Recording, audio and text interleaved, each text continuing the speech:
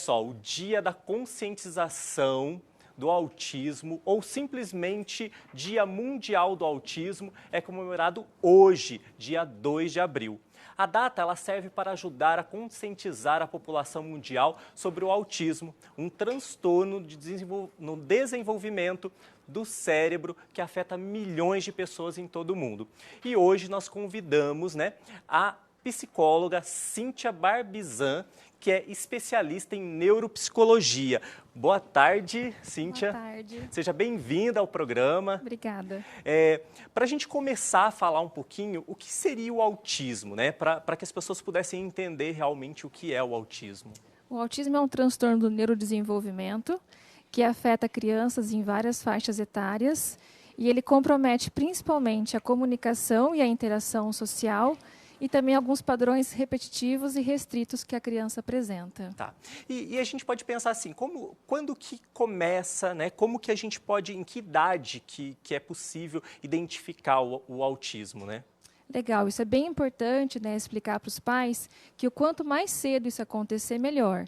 Então, desde quando é bebê, a gente já tem alguns sinais e algumas características que podem chamar a atenção dos pais a verificar que algo está acontecendo no seu desenvolvimento. Então, entre eles, a gente pode citar a dificuldade na comunicação, então a criança não aponta aquilo que ela deseja, ou ela não foca o olhar nas pessoas. Então, são alguns sinais que indicam que o desenvolvimento não está acontecendo dentro do esperado. E eu lembro que eu trabalhei já com autista, lecionando, e eles também têm uma característica de, por exemplo, segurar uma folha, e para eles aquela folha era um objeto muito importante, Isso é uma das características, assim, de alguns objetos que talvez para a gente é estranho, mas para eles tem um significado. E isso pode acontecer pela questão do padrão restritivo, Então, ele acaba tendo em algum objeto algum apego, e aí no universo da criança com autismo faz sentido.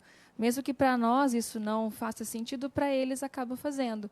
Então, eles acabam, às vezes, repetindo as brincadeiras, repetindo o contato com os mesmos objetos, assistindo os mesmos desenhos, e também serve como um sinal de alerta isso. Entendi. E existe grau no autismo? Sim, existem os graus, até por isso que chama transtorno do espectro autista. Então, o espectro ele nos dá essa indicação de graus, que pode ser desde o leve até o grave. O autismo leve, antigamente era conhecido como Asperger ou Asperger, então mudou a nomenclatura. E esse leve é o que tem uma funcionalidade no dia a dia, são sinais e sintomas muito sutis.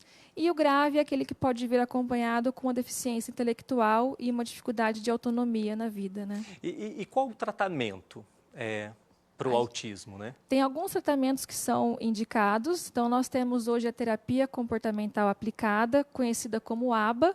Ela é uma das mais indicadas no tratamento do autismo, que ela pode ser feita por psicólogos, terapeutas ocupacionais e fonoaudiólogos. E também a gente tem um modelo de intervenção precoce Denver, que daí ele é voltado para as crianças, para os bebês e crianças até 3 a 4 anos. E o autismo, essas pessoas, essas crianças, elas são consideradas especiais dentro dessa classificação do autismo, com necessidades especiais? Isso é bem importante, e é legal a gente trazer isso para os pais, de que as crianças são consideradas como portadores de necessidades especiais e, dentro disso, elas têm todos os direitos garantidos por lei. Então, a Lei Brasileira de Inclusão já garante os direitos.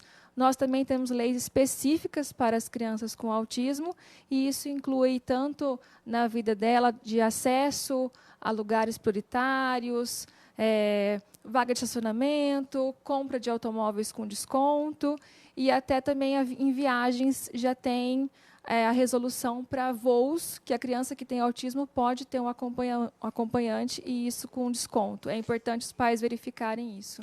E nós recebemos uma perguntinha de como e a partir de quando pode ser feito, por exemplo, o diagnóstico.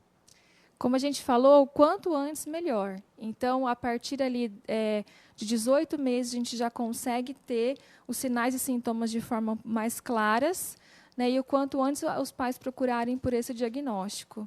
Entendi. Por exemplo, eu também sou educador, né, e a gente percebe muito em sala de aula, às vezes. Hoje, como que os professores devem lidar com isso, né? Porque às vezes o professor se assusta, ou às vezes por falta de própria formação, né? Isso é bem legal você falar, porque a escola ela tem um papel fundamental. Muitas vezes é a própria escola quem percebe essa diferença e alerta os pais, né? Então, o professor tem que estar atento em sala de aula quando a criança ela acaba não fazendo parte das atividades, ela não consegue interagir com os seus colegas, ou muitas vezes ela se recusa a fazer as atividades, né? Ou o barulho em excesso da sala também a incomoda. São sinais importantes que os professores têm que ficar atentos e procurar ao máximo se capacitar, porque hoje muito provável que a gente tenha um autista em cada sala, né, conviva com eles, o número é bem alto na sociedade, então a gente tem que estar cada vez mais preparado. E só por uma curiosidade, né, que a gente falou da cor, né, o azul é por uma representação de um índice maior sendo de meninos autistas, é por isso dessa cor? Isso, a cor azul foi escolhida porque há uma predominância no sexo masculino, mas a gente já sabe que existem muitas meninas que são afetadas. O que acontece é que nas meninas os sintomas são um pouco mais camuflados e aí às vezes o diagnóstico demora um pouco a acontecer. Mas a cor azul é devido à predominância masculina. Ah, que legal. Cíntia, a gente poderia falar, né, porque eu acho que hoje é uma data bastante importante, que a gente precisa refletir, né, sobre essa temática, mas quero agradecer a sua participação aqui no programa e seja sempre bem-vinda. Muito obrigada, eu que agradeço a oportunidade e eu com um tema tão importante que é a inclusão também. Sim, com certeza, né?